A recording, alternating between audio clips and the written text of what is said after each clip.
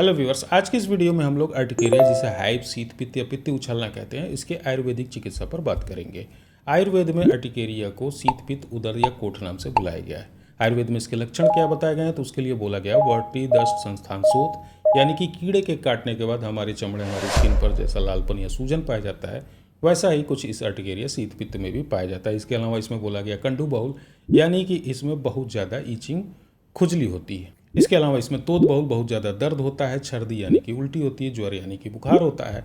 इसके अलावा इसमें विदाह भी बताया गया, यानी कि हमारी स्किन पर बर्निंग सेंसेशन, जलन पाई जाती है।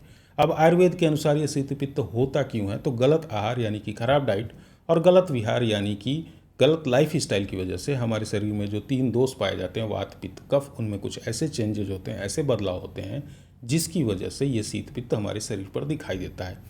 अब गलत आहार कौन से हैं, तो पहला है संतर्पण जन्य आहार, यानी कि हाई कार्बोहाइड्रेट वाले फूड जैसे कि रिफाइंड शुगर हो गया या processed ultra processed food, bread pasta जैसी चीज़ें हो गई। इसके अलावा हाई फैट वाली जो डाइट होती है संतर्पण जन्य आहार होती हैं, जिनकी वजह से ये हमारे शरीर पर दिखाई देता है। इसके अलावा अति अम्ल, अति लवण यानी बहुत खट्टा या बहुत नमकीन चीज़ें, इनसे भी अर्टिकेरिया हमारे शरीर पर पैदा होता है। इसके अलावा विरुद्ध आहार बताया गया है, यानी 2 ऐसे फूड आइटम्स, 2 ऐसे खाने वाली चीज़ें जिनको आपस में मिला के इस्तेमाल नहीं करना चाहिए। तो अगर आप ऐसा करते हैं तो इसकी वजह से भी अर्टिकेरिया पैदा हो सकता है। इसके बाद अध्यसन बताया गया है, यानी कि अगर आपका जो पहले का खाया हुआ खाना है, जो अभी आपने डाइट ली है, वो पूरी तरह से डाइजेस्ट नहीं हुआ, उसके ऊपर से आप दोबारा खाना खा लेते हैं, तो इसको अध्यसन बोला जाता है। इसके अलावा दही से भी अर्टिकेरिया का होना बताया गया है। और लास्ट में विषयुक्त भोजन भी अर्टिकेरिया ये पैदा करता है। विषयुक्त भोजन क्या होता है कि जैसे अभी जो स्थिति है उसमें हम जो भी क्रॉप्स यूज करते हैं, जैसे गेहूं है, चावल है, इसमें इतना ज़्यादा फर्टिलाइज़र या पेस्टिसाइड का इस्तेमाल होता है। इसके अलावा जो पैकेज्ड फूड आइटम है उनमें बहुत ज़्यादा प्रिजर्वेटिव या फूड कलर्स का इस्तेमाल होता है। तो इन जो फूड आइटम्स हैं इनको आप विषयुक्त भोजन कह सकते हैं। तो इनकी वजह से शीत पित्त हमारे शरीर पर दिखाई देता है। गलत विहार क्या है, तो बहुत ज़्यादा ठंडी हवा में रहना या बहुत तेज़ धूप में रहना या तेज़ धूप से घर में आकर तुरंत ठंडे पानी से नहा लेना या दिन में बहुत ज़्यादा सोना, तो दिवा स्वप्न जिसको बोलते हैं, तो इसके वजह से भी अर्टिकेरिया हमारे शरीर पर दिखाई देता है।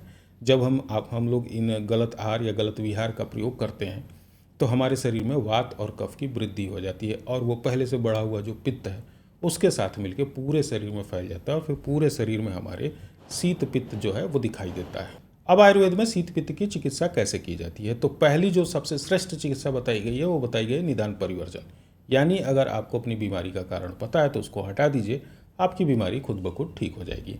दूसरी जो चिकित्सा बताई गई है वो शोधन चिकित्सा बताई गई है। शोधन का मतलब होता है शरीर को शुद्ध करना।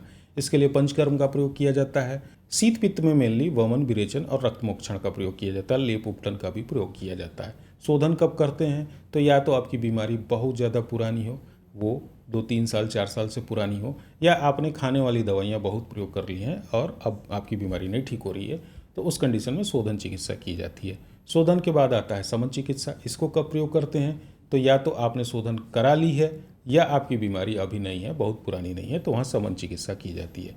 ये जो समन चिकित्सा है वो मरीज की जो प्रकृति है उसके अनुसार और जो अर्टिकेरिया शीत पित्त है उसमें दोष कैसे बढ़े हुए हैं उनके आधार पर की जाती है। समन चिकित्सा के जो मुख्य सिद्धांत है उसमें पहला है कि जो औषधि होगी या जो आपका आहार होगा, खाना होगा, वो कटु तिक्त कषाय यानी कि कड़वी होंगी। इसके अलावा इसमें रक्त शोधन, ब्लड प्यूरिफिकेशन किया जाता है। वात बड़ा हो तो वातानुलोमन किया जाता है। कफ और पित्त बड़ा हो तो उनको कफ पित्त प्रशमन किया जाता है। इसके अलावा दीपन पाचन यानी कि जो हमारा डाइजेस्टिव सिस्टम है, डाइजेशन है, डाइजेस्टिफायर है, उसको सही किया जाता है। कुछ एकल औषधियाँ हैं जैसे हल्दी है, गुड़ची है, नीम है, इसके अलावा दुर्लभा है, उनका प्रयोग किया जाता है। अर्टिकेरिया में जो ईचिंग वाला पोर्शन है, जो हमारे शरीर पर खुजली होती है, उसके लिए हरिद्राखंड या बृहद हरिद्राखंड का प्रयोग किया जाता है। पित्त अगर बढ़ा हुआ है तो पित्त को शरीर से बाहर निकालने के लिए मृद विरेचक जैसे कि अविपत्तिकर चूर्ण का प्रयोग किया जाता है। वात बढ़ा हुआ है, वातानुलोमन करना है, तो उसमें गुगुलू कल्प्स आते हैं, इसमें मेनली कैसोर गुगुलू का प्रयोग किया जाता है। इसके अलावा जो रक्त शोधन है उसमें महामंजिष्ठादि क्वाथ, खादिरा रिस्ट, इसके अलावा विल्वादि गुटिका या पंचतृप्त घृत गुगुलू जो है उनका प्रयोग किया जाता है।